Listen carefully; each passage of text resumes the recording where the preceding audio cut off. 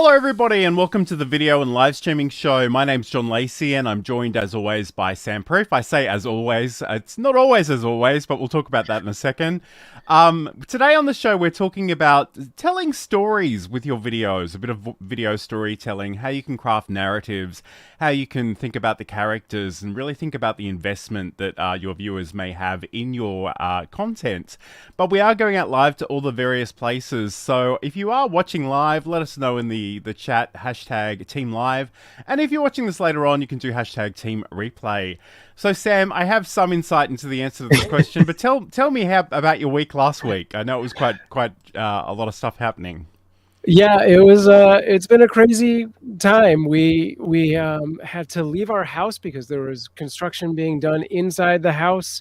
So we spent the week, going into two different hotels. And at the time of the show, I was in a hotel that apparently had internet from 1992 and had not upgraded it. It was terrible. Aside from the fact that I would not have been in a private room to do the show, there would have been kids jumping around and doing all that stuff. We did finally get back into our house Sunday and immediately had guests from out of town joining us. And they just left today. And it's just been a whirlwind. We did like the whole tour guide of Los Angeles thing for the few days that they were with us. And it's been a lot. And top that all off with, we have new foster kittens en route to the house right now. So by the end of this show, I expect them to be in the house. How's things with you, John? Things with me are going okay. It's because it's actually Easter this weekend. Australia actually has some public holidays, so I've got a few extra days off work, which is so welcomed. Sometimes you don't know how tired you are until you can actually take a proper break. But anyway, let's check in the chat. Big hello to Saeed from Germany, who's Team Live and also Team Cats, and Raindrops and Ripples is saying, "Yay, yeah. Kittens!" So we're going to be talking a little bit about kittens today, and characters more generally. But today on the show, we are going to be talking about crafting stories and telling stories with video. And I think for a lot of us, especially if we're making tutorial videos, if we're just getting information out there, like it may be less obvious to us the ways that we might approach this, given that, we're not making Jurassic Park, we're not making Titanic. We don't really have these stories that have a beginning, middle, end necessarily. But I just thought it might be worthwhile to discuss some of the ways that we can sort of think about this maybe in a different way. And I guess the first of those really involves creating some intrigue and getting people interested enough to potentially click on your video in the first place. So I personally have a lot of feelings about this, and it was really funny during the week. Because of the way we schedule this, sometimes, and it goes out to various channels, sometimes I will do a thumbnail and Sam will do a thumbnail, and I was like, I am so sick of this clickbait crap, and then he'll literally put Mr. Beast's name on the video thumbnail for this episode. So, Sam, talk to me about how you think about intrigue and how you think it might be worthwhile sort of exploring that. Yeah, so there are, I think, 3 steps to getting eyeballs to watch your video once they've gotten to that YouTube page. So, first they get the thumbnail, and there should be something in that causes like an emotional reaction, a question to be formed, something that's going to take them from, okay, this is interesting, what am I looking at? And then they read the title, which gives a little more context and clarity on this is what we're going to be talking about. And then the first sentence or two, like that first 2 to 3 seconds of the video, the hook should solidify, like, I have gotten you here and I promise you I am delivering on this thing. So in the instance that John is talking about, there was a picture of, on this live stream of me saying Mr. Beast style editing is dead, something of that nature.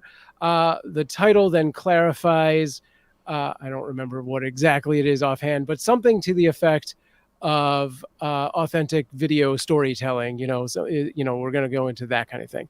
And then this is us talking about, if this was an actual video and not a live stream, I would straight out, have that hook be something like, people are burned out from flashy edits that happen every 3 to 6 seconds and want a more authentic, slow-paced video. and this is how we're going to get there. And that's the hook. Now I can cut that and put it at the top of the podcast. But yeah, so And we that's what it we is. might actually talk about that specifically in the editing segment later on. Yeah. But I guess, you know, and hello to CG who's joining us in the chat. Great to have your company. Saeed is saying, is X the new Y killer? And in brackets, Sure. it never is. And I guess, you know, we see all these comparisons and they very quickly become cliches, you know, being the Netflix of blah, blah, blah. Yeah. And I don't know. I mean, it's one of those things that I see. Like, I think in some ways, if you create enough intrigue, and we'll talk about the packaging later on in even more detail, but if you create enough intrigue, people will tend to want to click through and check it out. But if you don't come good on that promise, Right. people probably aren't going to trust you ever again. So it feels like a balancing act. And again, I'm not particularly interested in sort of that kind of clickbaity approach, as I kind of alluded to earlier. Yeah, I would just say that, you know, I think clickbait gets thrown around a lot, and I used to call just about everything clickbait as well. You know, like flashy image using Mr. Beast and any of that stuff. Yes, you know, it does have that equation, but if you do deliver on what you're promising, then that's not clickbait anymore, right? Like clickbait is, I've gotten you here just for the view, and I don't care what happens to you now, right? Mm-hmm. It's the equivalent of, I'm selling you a piece of crap for $10 on Amazon. You've bought it. I don't care if you like it, you know. But what we want is return viewers. So we want you to come here, see that we do know what we're talking about, see that we have insights that you haven't heard before, and maybe you'll come back next time. Sure.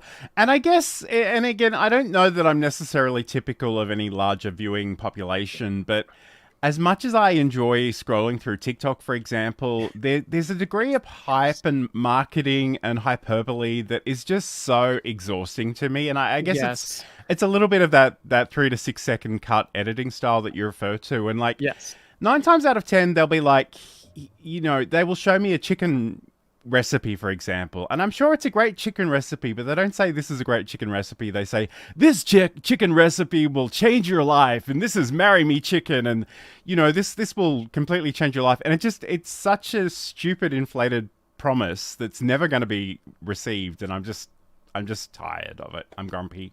I'm an old man. I don't know what to tell you.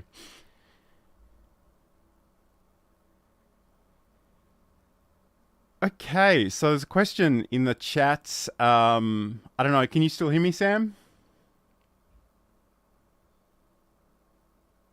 I'm guessing not by the look on his face. So I don't know if Sam is still with us or yep, okay. So it seems to be some technical issues, but we'll just keep going, or I'll keep going, and hopefully you can hear me all right. Okay, so I guess the other things that Sam sort of alluded to are like, what are those questions you can ask? What are those hooks you can ask the question of, and sort of keep going from there. And thank you everybody in the chat for clarifying that it is apparently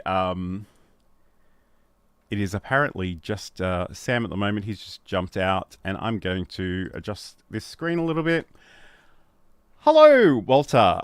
So Sam will be back in a moment, just having some technical issues, but that's fine. Today on the show, we're talking all about crafting video narratives and telling stories. So, you know, we spoke about creating that intrigue, and again, you know, working with those open questions, those open hooks, really setting up some expectations and saying, you know, this is a problem I'm having, or this is a solution to a problem you might be having potentially. And I guess it's really important to think about that trade-off between, you know, creating the intrigue, maybe being a little bit sensationalist, but also not burning bridges and sort of not damaging the trust that anybody may have actually placed in you. So certainly keep that in mind. I am really curious if people who are watching in the chat, if you do know of any great examples of places where people have caught your curiosity and really intrigued you, and whether or not, you know, they came good on that promise or whether it was a bit misleading. So let me know in the chat what you're thinking. That would be really, really awesome. But this is the video and live streaming show. I'm John Lacey. Normally I'm joined by Sam Proof. He will hopefully be back in just a moment, just having some technical issues. But today we are talking about crafting those video narratives. And we're going to be talking about crafting those through editing, a bit of character development, and also ultimately how you package up your video as well. So it's all coming up on today's show. And, you know, in some ways, and especially with the rise of the short form content, you only have a few seconds to really grab somebody's attention when they are sort of scrolling through a feed which is serving up content auto-magically, for want of a better word. So again, it's really important to get straight to the point for that shorter content. And I guess in some ways, like I'm a practical, pragmatic person. I just want to show you how to do cool stuff, and I want to learn how to do cool stuff. So in some ways, I really want to cut out the fluff. I want to get into the action really quickly. But I think sometimes it is worthwhile sort of setting the stage and thinking about the tension that might exist, or the problem that is being solved, or maybe the problem that you know, is potentially out there, or the improvement, the before and after. What is that transformation that you could perhaps potentially share? And Walter is saying in the chat that Jeff Barch with Story Greenlight is a good example of someone who uses storytelling.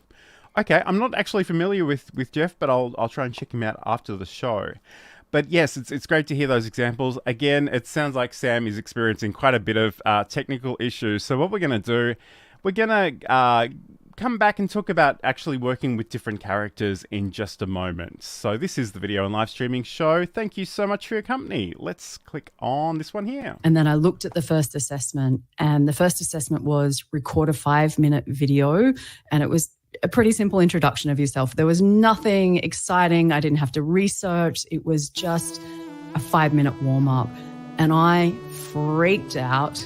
That course is still sitting in the cupboard beside me. I see that stack of papers and I almost rock in the corner.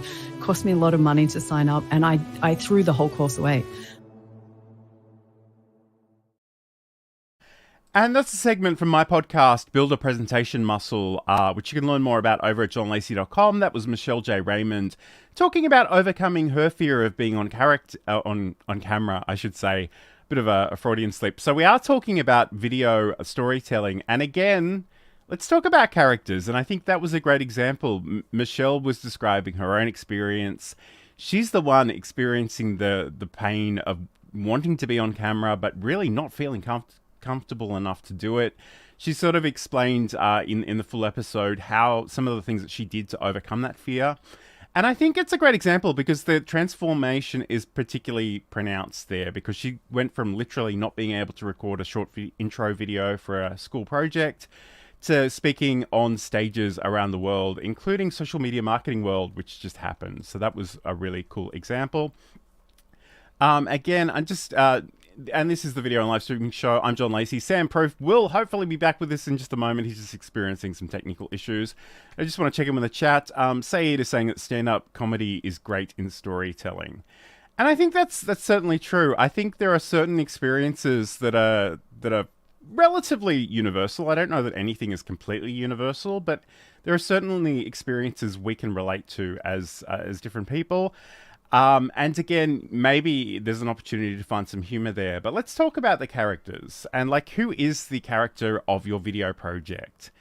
And maybe it's you, maybe it's literally you as yourself. Maybe you are being another person or taking on a different role. Again, in that sketch comedy routine, there are a lot of people playing different characters online, especially on TikTok. Think about who is the content actually for, and maybe putting them in place. And you can ask them questions in a way that's like, have you experienced this? What happened the last time you tried to do this and didn't pull it off? Okay, I think Sam is back. Let's try and bring him in. Welcome back. Thanks. Good times. Nothing like live. It is the joy of live, and you've got to roll with it. Live definitely happens, and we do experience glitches, but it's great to have you back. And thank you again to so many people in the chat that sort of clarified what that issue was, so we could get through it pretty quickly.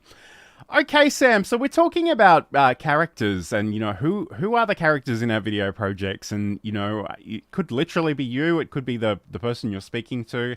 It could be somebody who's being used as an example or a bit of a case study. And I just played the Build a Presentation Muscle clip featuring Michelle J. Raymond and sort of exploring her resistance to being on camera and the amazing sort of arc she's had since then. So I think that's a really inspirational story. But I know there are certainly some kitten lovers in the audience, so I think we have to acknowledge the fact that when it comes to Cute Avalanche, there are kittens, but they're not just any old kittens. They have names, they have personalities, they're part of different litters that also have names. Talk to us about how you sort of, I guess, capture and display the personality of those kittens and how that helps in the broader sort of foster work of Cute Avalanche. Yeah, I mean, I think that goes beyond just like a simple live stream or video thing, because it's more of an all-encompassing, thing where we utilize different social medias to sort of tell that story, where we have whatever happened before they show up. They get dropped off at the shelter, or they've been found on the streets, and sometimes we don't get a lot of that, and sometimes we do. So we can actually tell that story. Like, we teamed up with a feeder who had found this mama cat down in South Central Los Angeles, and this cat had clearly sustained damage that looked like someone had potentially harmed it intentionally, kicked it, or something of that nature. So we had this sort of compelling story to go with. And often we have, I don't know, these cats were dropped off at the shelter, now they're here. But you find other ways to sort of fill in the gaps of like what becomes that origin story. So we do things like poll our community for thoughts on names and things like that. So it's all just different elements of creating that storytelling world, and like, establishing them. So we have things that we can do on the live stream or in video or just through our community like Discord or social media through like Instagram and things like that. And I guess in that way, the audience has a lot of investment in the fact that maybe they've helped name this kitten. Maybe they've seen it sort of from the moment it arrived with you and can follow its path. And I don't mean to cause sort of cat/dog tensions within the chats, but I must admit one of my guilty pleasures is watching these videos where this pet groomer sort of goes to the shelters and gives these dogs makeovers, and they instantaneously, get adopted. And I'm sure dogs can't smile, but I swear there's one named Charlie, and I swear the minute this poor little pup has his hair cut, he's just a happier little chap, and it's adorable.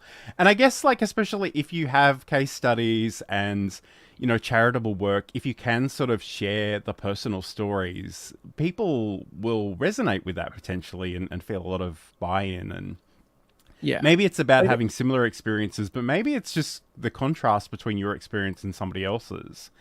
I think when we talk about storytelling, like, you can go back to, when I moved out to California to be like a screenwriter, a novelist, I read a lot about like the hero's journey and Joseph Campbell and all of that sort of stuff. And you have that big circle of like 12 different phases or whatever that you can attribute to like Star Trek or Star Wars or, Godfather, or any of these big films have these beats. And if you really read into that and analyze it, like, that still works with like, even with a 3-second video on TikTok, you're establishing, what is the mundane thing, the average person, the ordinary world, the problem of this thing. And then, you follow them through this solution to like, here you've got this dog in a kennel and it looks terrible, and that's its everyday life. But now here comes this mentor or this special person who is the dog groomer, Obi-Wan groomer or whatever.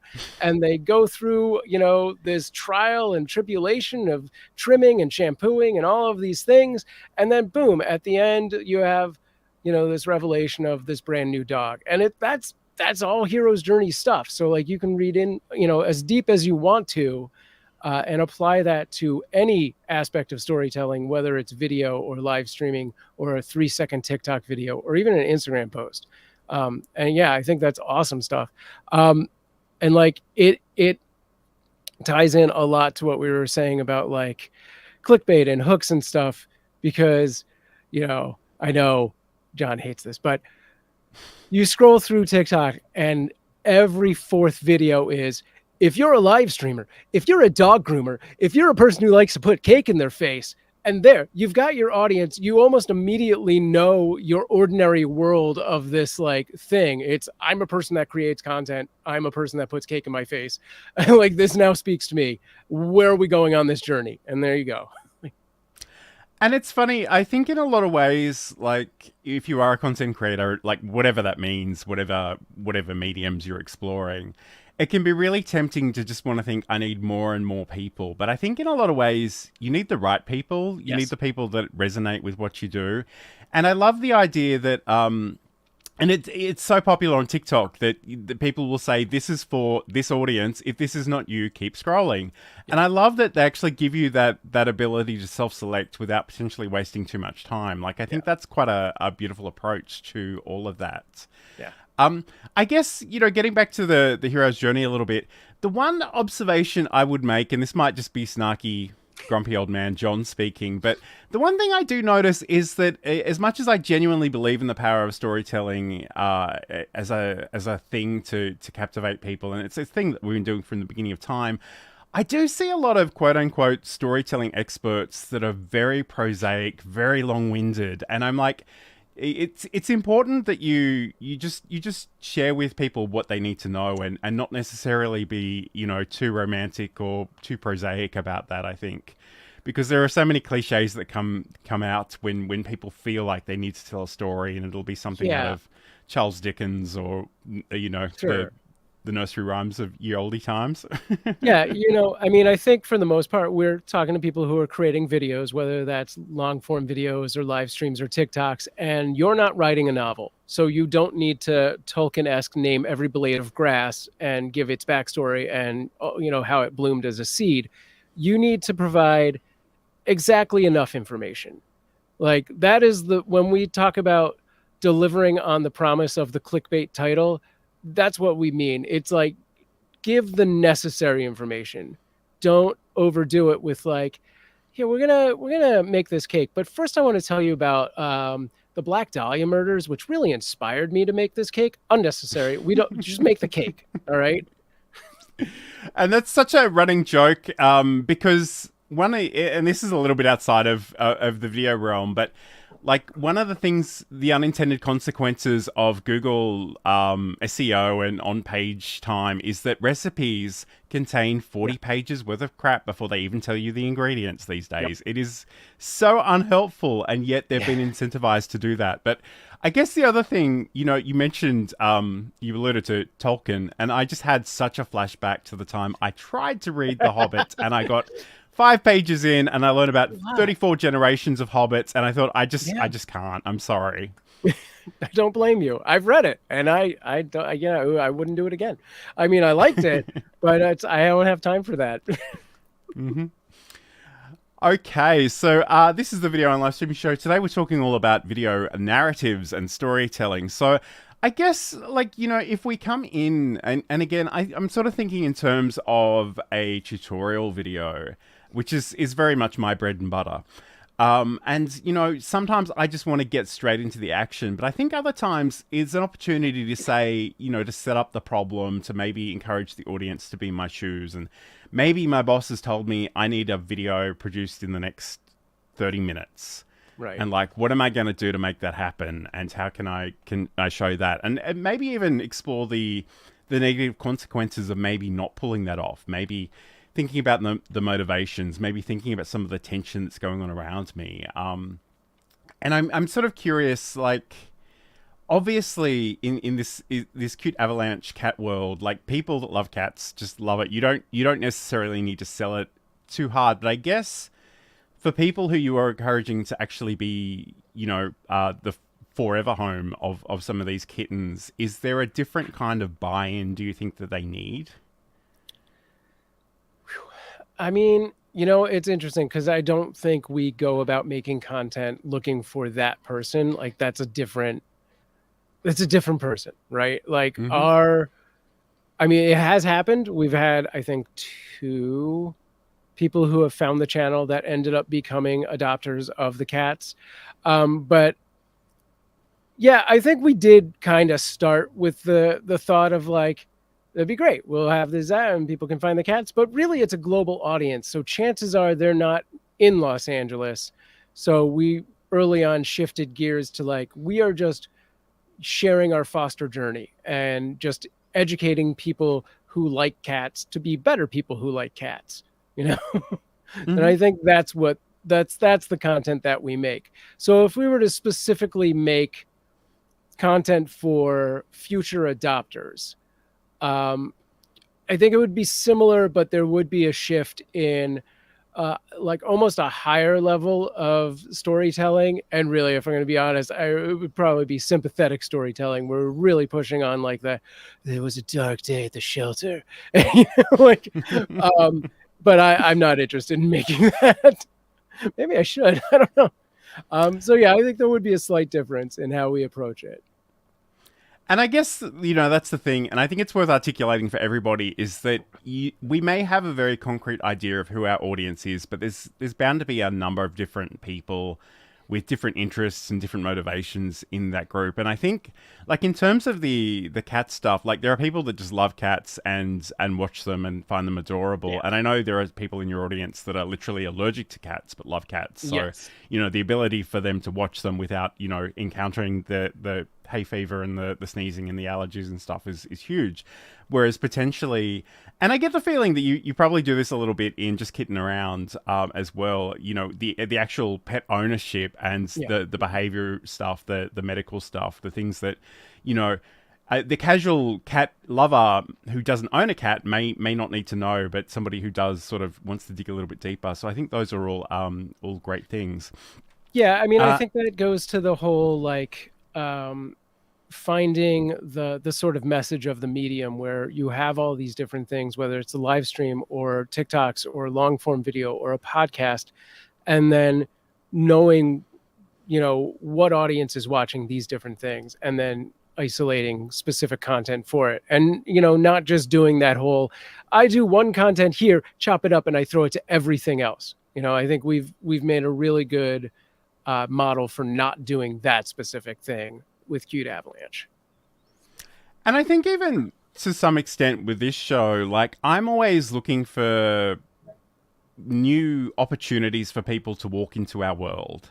Yeah. And I'm very conscious of the fact that there are a lot of people in my world that they get scared by the mention of OBS Studio.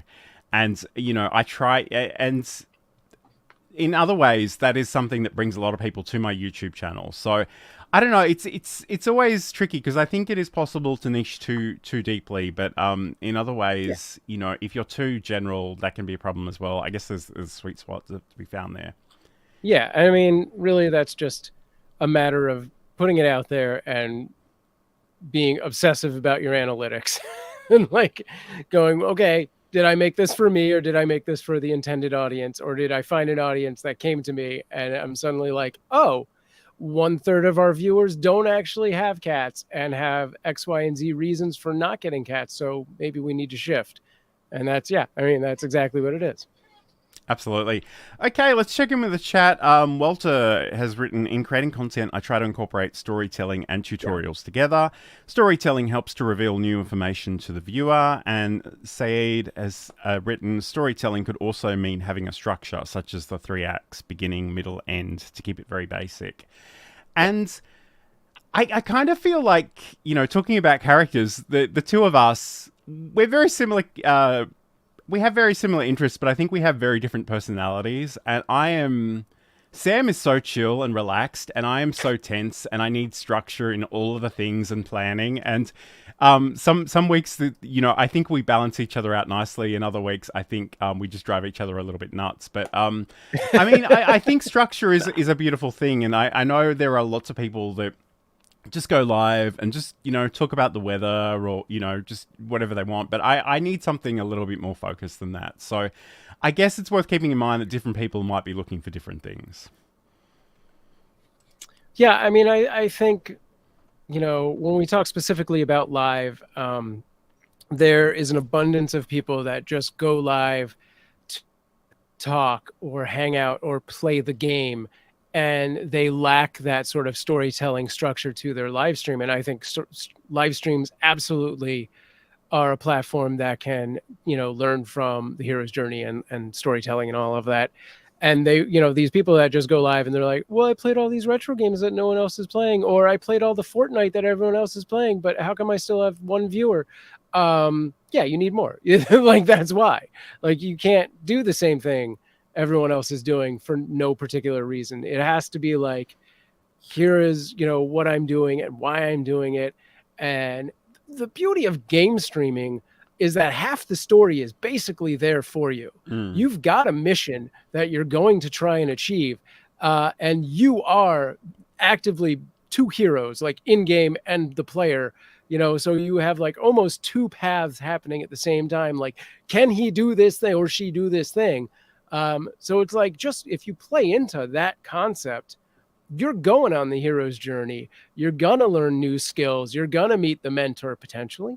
And, you'll have whatever, the death, the rebirth, the revelation, the reward, and then your return changed. That's the, simplistic version of that diagram. So really, if you just lean into it a little bit, and I think anyone who's doing video or live streaming, and I know this was kind of mentioned before, would deal great by like taking an acting and an improv class, or 3. I think that'll really help you play into it. But studying, the hero's journey and storytelling in general, like, it makes all of that just better. Absolutely. Okay, we're going to come back and talk about how we can use video editing to tell that story. This is the Video and Live Streaming Show. We are constantly training our cats every interaction that we have with them. So when Johan would get on my counter before, this is 10 years ago, before I was the cat expert that I am now, Johan would jump on the counter. What was the first thing I did? I'd say his name, Johan. He loves that. That's a reward for him. He said, you just said my name. I would go over to him and I'd talk to him and be like, you can't be on the counter. Johan loves when I talk to him. Ding, that's another reward for Johan. I'd pick him up and put him on the ground, but I didn't want him to think I was mad at him. So when I'd pick him up very nicely and kiss him on the head and say, I love you, but you can't be here. I'd put him on the ground. I had just done 3 things that rewarded him for being on the counter. So I was encouraging him to continue doing that.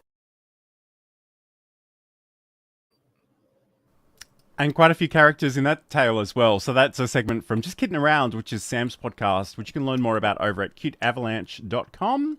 This is the Video and Live Streaming Show. Today we're talking all about telling stories through video and video editing specifically. And let's get into the video editing side of this, Sam. And I guess in some ways we will be talking generally. We're not going to be, at least I don't think we're going to be demonstrating things in software. And no. Obviously it's important to get to know your video editing software well so you know how to do these things. But I guess, in terms of telling a story, like, what do you recommend in terms of sort of grabbing someone's attention and potentially just dropping them straight into the action, I guess? Yeah, I mean, I think for a good amount of this, we're talking about people who are trying to make tutorials or educational stuff, things along those lines. One of the biggest things with any video is, as I've said 3 times already, delivering on the promise of whatever your thumbnail and title are. So if you're making that cake or you're doing a tutorial about some cool live streaming thing, immediately show that, right? Like, you want to prove that you're going to take them on this path that gets to this result. So starting by showing the result first, which has been very taboo for a long time, like TV, that was like whoa, does he get there or does he not? No, the internet does not have time for this nonsense. You need to prove immediately that you're going to make this 4-tiered wedding cake, or, you know how to do this cool OBS mask, right? Like any of those, live stream gurus out there that really are doing anything, that they always start by showing you, like, here, look at all the crazy effect I've done, right? So show you the work immediately, and then get right into it. Like, no recipe card stories about why you're doing this. Just get right into it, and go through the steps and try and cut out anything that's unnecessary. But at the same time, as I've said in my version of this live stream, you don't need to Mr. Beast it. Like, the 3 to 6 second cuts, people are burned out. They've seen enough Mr. Beast. They have Mr. Beast. They don't need another Mr. Beast. They've been doom scrolling on 3 different platforms now, where it used to just be the one. So they're more open now to authentic content that doesn't cut for no apparent reason every 3 to 6 seconds. And I think that's a lot of the issue with that cut style of, what they call audience retention cutting, editing. The problem is really not that it's a bad style, but that so many people just got it in their head they needed to change the cut every 3 to 6 seconds, that they were doing it mathematically and without rhyme or reason. If there's a music bed below it or specific reasons that you are making those cuts, then, maybe that is your style. But if you don't have time for that, like if you're a solo entrepreneur creator and you're doing all of the work, don't kill yourself by trying to put 5 days into one edit. Like, you can shoot all the stuff, edit it in 2 hours, and that's fine. And I'm kind of grateful that you brought us back to this, because I kind of forgot that we wanted to pick up this thread. But I kind of have this theory that there are 2 different types of people in the world, and some of them really struggle to focus. And, I'm not going to apply any medical terminology to any of this, but they need constant distraction all of the time. And there are other people that can't stand that. And I'm an old person. I'm in that second camp. If you do 30 cuts in 30 seconds, I'm probably getting motion sickness. Yeah. I'm just overstimulated. I don't need that. Like, please focus. Please get to the point. Please don't do too many shaky camera moves that don't add anything. Yeah. So again, I feel like those are potentially very different audiences. And I guess you need to get a sense of who your audience is and what they like and what they prefer and how you're going to deal with that. But I guess the other thing I'm hearing is that it's really important to not feel like you have to tell a story chronologically. So if there are certain parts that are more important than other parts, if you want to show the tension up front to get some buy-in from the audience first, by all means do that. And it could be something that you just copy a section of the clip, move it to the beginning of the timeline, And I think that's the other thing I really want to emphasize is how you actually show the passing of time, because there are people that record every aspect of their life, and if you watch that in real time, as Sam knows because he's been a video logger on reality TV shows, like, not all of it is interesting. Yep. And it's really important that you spare your audience the boring stuff and the stuff that's not going to serve the story. So I guess in terms of actual edits, though, I'm a big fan of ripple deletes. So you can select a section of your project and a start point and end point and just cut it out, but also just merge the things before it and after it together in one sort of clip, one step essentially. And that's something I do in Camtasia quite a lot. I'm curious, like what kind of things, and I know that you use CapCut a lot, like what kind of things are you actually doing to the timeline to adjust how you tell that story? Oh, geez. I don't know. I mean, I'm sure there's hundreds of them, but it really depends, because like I've done so many different kinds of videos. So like there are often, like the sketch comedy videos or the vlog videos, which I think I approach very differently from more technical tutorial style video, where early on I am picking the music that goes to it so that I can make those cuts that go to that music. Because I've got the emotion that I want from it. Whereas with like a tutorial thing, music is complete afterthought, and I don't make any cuts relevant to it whatsoever, pretty much. And like I will, cut that tutorial video to its bare bones and like just whatever I think is the most necessary amounts of it with the least amount of work. And then just drop whatever's roughly the right size and trim off the ins and outs as far as music goes. So yeah, I think it's very different per project. But also, man, I'm sorry, I'm all over the place on this, but like, yeah, I've done so many different things that there are times where I'll have like a project that has a lot of repetition, like, I have a very specific format. And so I can almost just make macros that create certain flows that I want. When I was doing like the weird news, we would have specific ins and outs and transitions between it was always like 3 stories and all of that kind of stuff. So I just had like a macro that would do all these things for me, because I wanted it always to be the same, which is another thing that you really should look at. We've mentioned this kind of thing time and time again. Like, you have your master sheet and your style guide, and that doesn't not include editing. Like any kind of specific things that you're reusing, like if you are constantly going like, what's a good transition here? No, just sit down and find 3 transitions and be like, these are the ones I use, and these are when I use them. I use, crazy wavy thing when I'm going for my intro and my outro, and then all of my other transitions are fades or cuts, right? Like have that written down so you don't have to think about that ever again. It's the same, like find your 5 pieces of music that you use for those projects, and like you never have to search for music again. They're just there, right? Like you always know what font you're using, what color you're using, all that kind of stuff. Editing is the same.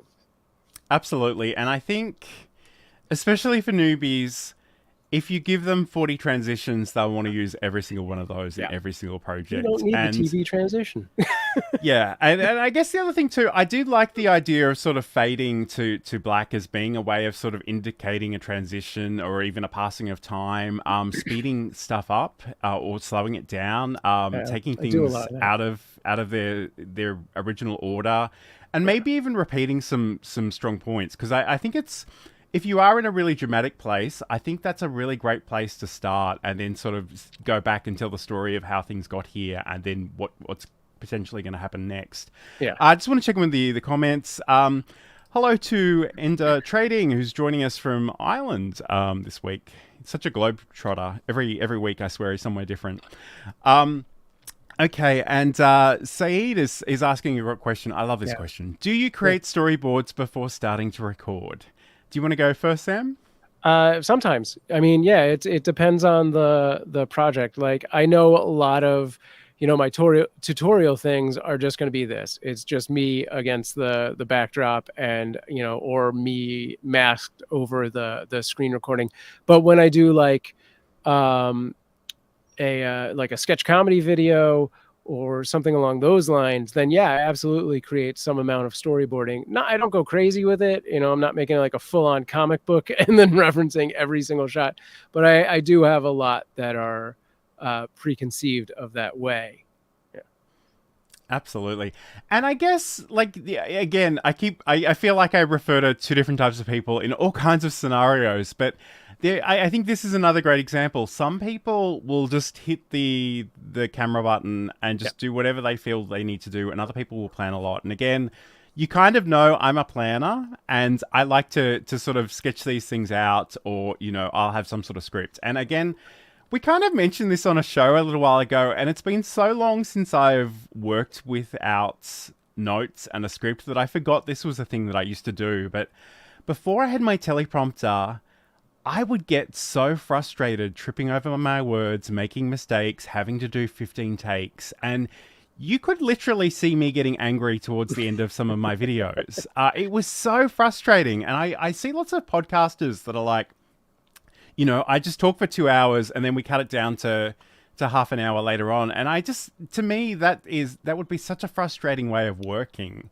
Yeah. I'd much rather have a bit of structure up front and just know that we're hitting those points. And I guess the other thing too is, if you're shooting on location, if you're shooting with paid talents, any time that you waste in terms of not getting the results you want is money that you're losing in real time.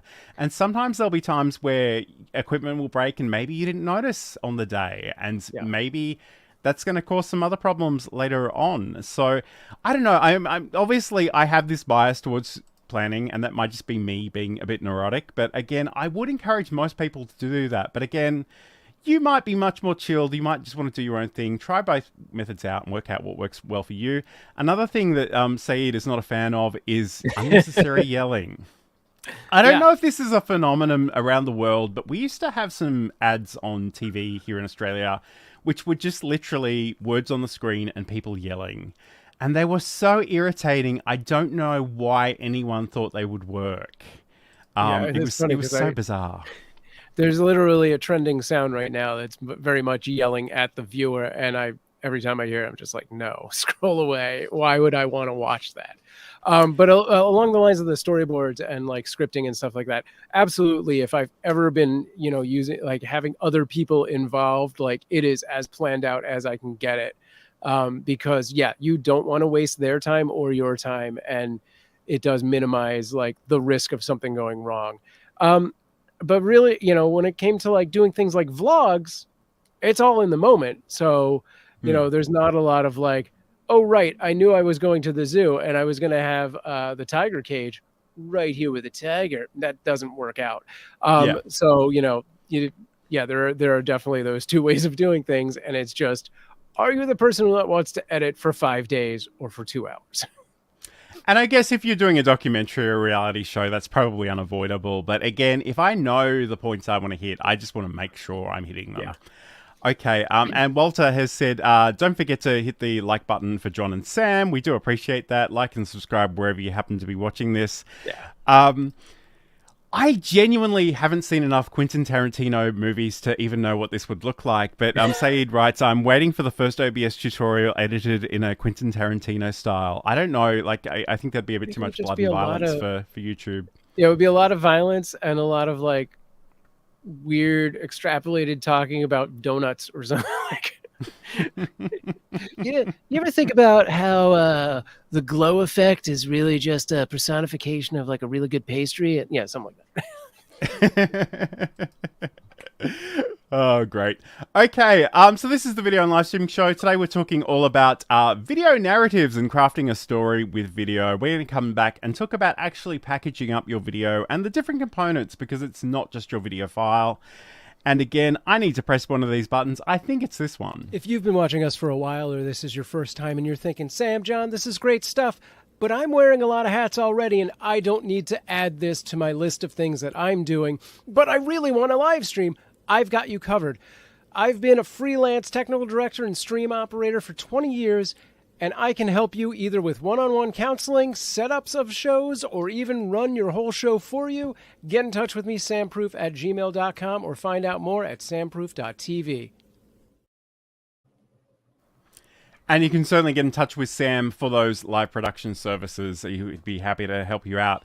And I must admit, like, we kind of joked a little bit about this comment about the OBS tutorial in the style of Quentin Tarantino, but I'm sure there are lots of little audiences that love their pop culture references. And if you can work that stuff in and they love it and you enjoy it, by all means. I guess the only thing I would sort of caution you on a little bit is the copyright aspect of that. So don't go putting GIFs and movie footage and audio, even though lots of people do. I think it's a really risky game to play.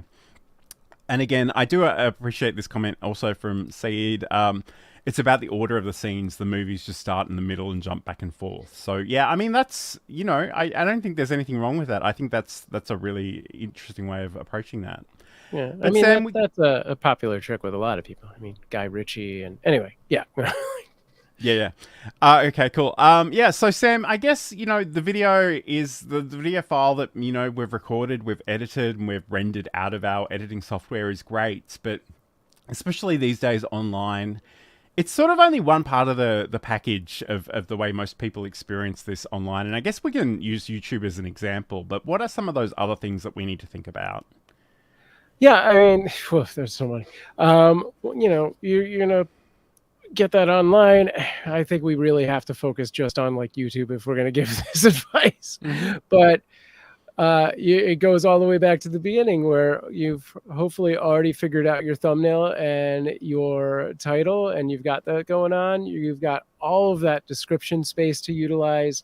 And then it just becomes the marketing and promotion of that video. And there's still opportunities within that to tell stories, about how this video even came to be, why you made this video, things like that.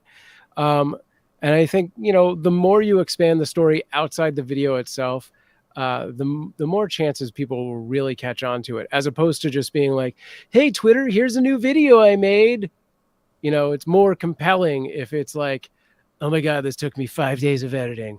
and I did it. I finally got this thing up. Or, you know, that's not even a great example. I think even a better example is like, you know, I made this video because once when I was out there trying to find cakes, I couldn't.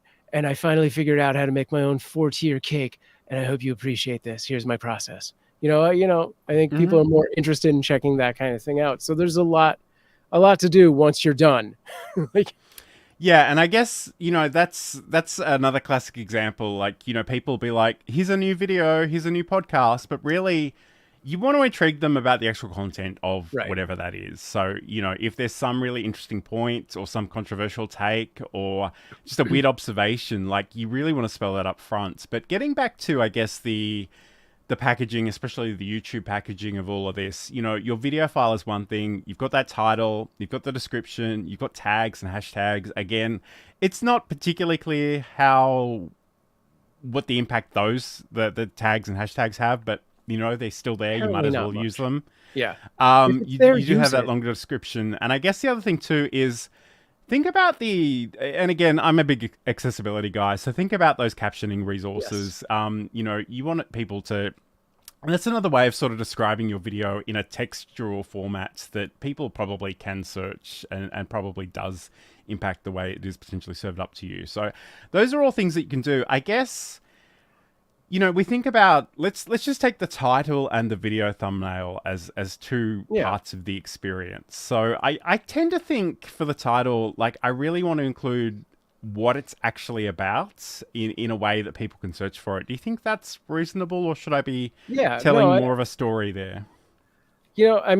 I think it makes a lot of sense to put in the title either what it's about or who it's for or some amount of both. And if there's more you can put in there that's compelling to the story, then that's great. Like I said earlier, I like to have the thumbnail be something in like that kind of catches the viewer off guard, makes them question something, and then the title gives them a little clarity.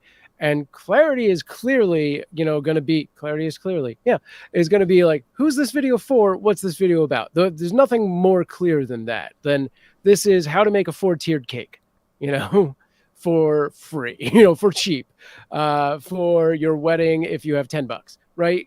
Something like that. Or how to do a guest interview on OBS, like for live streamers. There you go. Like it's pretty clear, and it hits all the SEO words. Not that we're specifically saying do all the SEO words, but yeah, you want the best, the best title that explains what's happening in the video. Because if the thumbnail is eye-catching and then the title is sort of like a guessing game, why would they click through? And I guess the more abstract that title is, even if they do click through, they might be instantly disappointed. So, but again, I guess the example I see in terms of audio podcasts is that people will give their shows really cute and clever names that no one will ever search for. So if you don't already know it exists, you're not going to find it. So I think I think there's a balancing act there about creating intrigue, and just saying what it's actually about, because I think that'll be helpful for people. Yeah, I guess another. I think podcast titles, or are you talking specifically episode titles or show titles? Because I think podcasts are found differently in some extent. I think there's a lot more of like, well, I'm either recommended this through here and here, or I just look through a category and great, here's another murder podcast I'm in. I don't know why it's called Pancake Lover, but I'm down. Whereas with like YouTube videos, it's all about search. Like primarily you're getting that through some kind of search or relevant, other content that was found through search. So you have to be a little more upfront and on the nose with those titles. Again, that might be a classic example of how I'm different to other people, but I'm always searching podcast apps for very specific things. Sure. And Every app actually has a different search engine, so it's Yeah. it's a whole other discussion. But anyway, that's fine. I guess another thing on YouTube is the ability to add those timestamps, and Yes. if people do want to jump around to the parts that are most meaningful to them, I'd much rather they watch a third of my video than just skip it entirely because the first section wasn't particularly interesting to them. And I guess the other thing too is that because of the nature of YouTube, you get a lot of data. And even as a viewer, I can watch a popular video and I can see the places that people have rewatched a lot of times. And I think that's always fascinating. Yeah, I think we should do a show where we just look at the back end of YouTube at some point and go over the sort of minute details of like what you can actually see. But yeah, what you were saying about the timestamps. So if anyone doesn't know, YouTube has chapters, and after your live stream is done or your video is uploaded, in the description you can put in a timestamp, which is like 01:020, or like 20, not 020, obviously, and then a short description of like Sam and John talk about editing, right? And then you just do that, like, for big blocks. Don't do it for every 5 seconds. Do big generic sort of broad strokes. And two things will happen. At the bottom of the video player, it'll break up that timeline into chunks, and you can hover over those chunks to see, like, right in the middle, oh, okay, Sam and John talk about characters. Here they talk about editing. Here they talk about clickbait, whatever it is. And then if you scroll down in the description itself, you'll see thumbnails with those titles on them that are chapters that will draw your audience to specific parts. So yeah, it's definitely something worth doing. There's a bunch of AI bots out there that say they'll do it. I haven't found a single one that does anything remotely readable to a viewer. So it's going to take some time unless you know your video in and out as you go into it. But yeah, it's worth putting the time in for that. And I guess the place at which the captions, the transcripts, and the timestamps or the chapters come together is that if you search Google for something, it can show you not just a video that answers your question, but sort of the exact segment or the exact moment it is referred to. So that stuff is really powerful. And I know it's often extra steps for the average video person that thinks their video starts and ends in their editing software, but I think it is worthwhile exploring. Yeah, and again, I was going to say, I think the myth is, once I'm done editing and uploaded the video, that's it. But honestly, creating and uploading the video is probably 10% or less of the actual work of getting that video views. And like most of it happens after the fact. And that's where a lot of creators fall. Absolutely. And we probably need to do an entire show on that. And that show probably is just you telling me what to do, because I'm usually so done and so working on the next video by that point. Like I'm the same. I throw things out on social media and hope. Yeah, I know the advice. Do I follow the advice? Meh. And again, harking back to that planning thing, Saeed mentions having a structure in the first place is very beneficial if you want to add chapters. And again, definitely. Depending on your editing software, like I know in Camtasia, I can actually set those up inside of my video project and send it to YouTube, and it will actually take care of it for me. So that's really, really useful. Okay, so Walter has asked a question, and he writes, do you both use your run of show to help with doing your YouTube channel chapters? I mean, the theoretical answer is this is exactly why we have these segments and this background. In reality, we don't always get back to add them to the YouTube data. It's something we aspire to do, but we don't always get there. Is that fair? It is our intention, Sam? Yeah, yes, that's about right. Yeah. What a slap in the face. No, I'm just kidding. I think we missed a really good or at least maybe not a really good question, but one I wanted to answer anyway, which is Saeed said, on a side note, I still don't get why reaction videos are often more popular than the actual video they react to. I often will watch the reaction video to a video I would never have watched. And it is almost 100% Chef Reacts, watching something that is utterly horrific and just a train wreck of like someone cooking something that looks so awful. and that's the only way I would watch that video is because he makes it funny. It's interesting because I'm probably a bit like Saeed. Like I don't even watch reaction videos. I think they're like the lowest form of culture. Like I'm just like, why? Because there are always Most young of them people. are. There are always young people that are like, I found some music from 1973. I thought Taylor Swift created music. What is this? I'm so shocked. Yeah, I think there's like 3 levels of reaction videos, and one is just like, I'm literally watching this, and maybe I go, oh, ooh, and that's the worst. The second is the very clickbaity, like over the top, formulaic, like Rhett and Link. We sat down a bunch of kids and gave them a potato, and they were like, "What's this? That's what French fries are from." Whatever. And then the last one is just a very sarcastic person mocking something else, and that's what I'm interested in. Oh dear.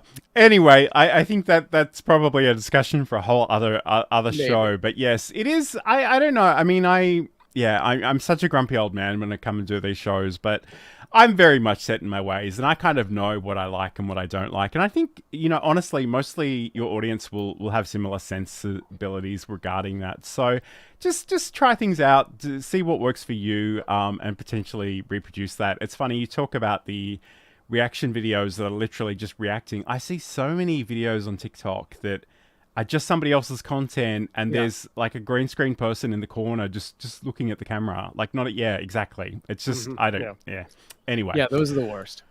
They're the worst. They really are. Anyway, speaking of happier topics, Sam, if people want to catch up with you, watch your content, follow you on social media, all other things, where can they go to do that? Yeah, head over to samproof.tv or scan this QR code. You can find all of my social media links in the top left, and probably some videos of me pointing at other people's videos of cats on TikTok.